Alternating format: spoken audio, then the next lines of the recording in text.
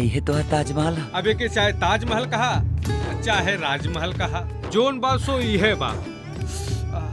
बाकी के तोहरा घर के लोग जन्म लेवे के पहले बाबूजी मर गिले और जन्म देहला के बाद माई, तब से बानी अपना ही ताजमहल में अकेले।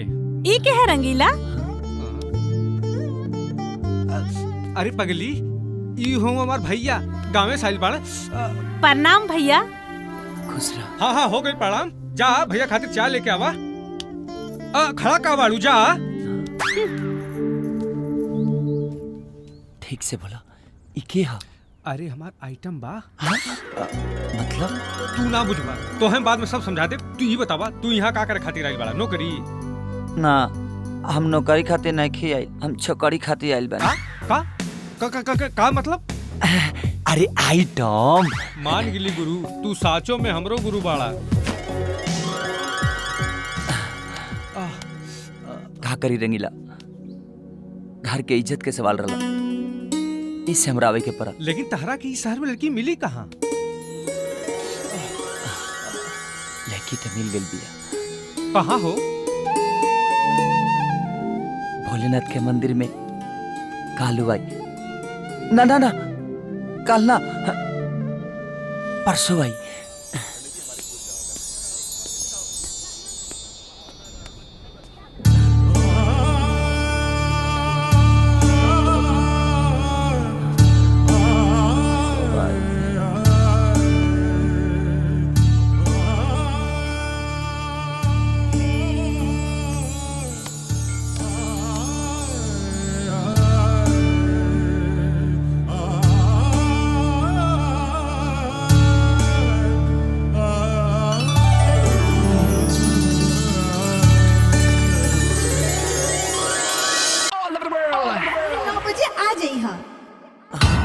प्रसाद ला बेटा,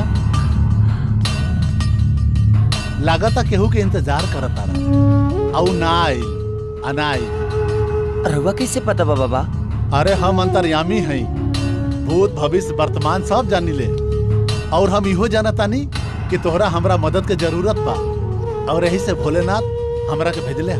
रहुआ तो अंतर्यामी बनी बाबा, रहुआ तो सब जाना तानी कि हम इस शहर में बियाह करे खातिर आइल बनी। तो हमरा खातिर एगो लड़की खोज दी कि हम बियाह करके गांव चल जाएंगे। अवश्य बालक अवश्य, लेकिन विवाह में बहुत पैसा की जरूरत पड़ेला।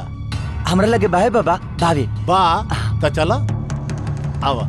जय भोलेनाथ। जय भोलेनाथ।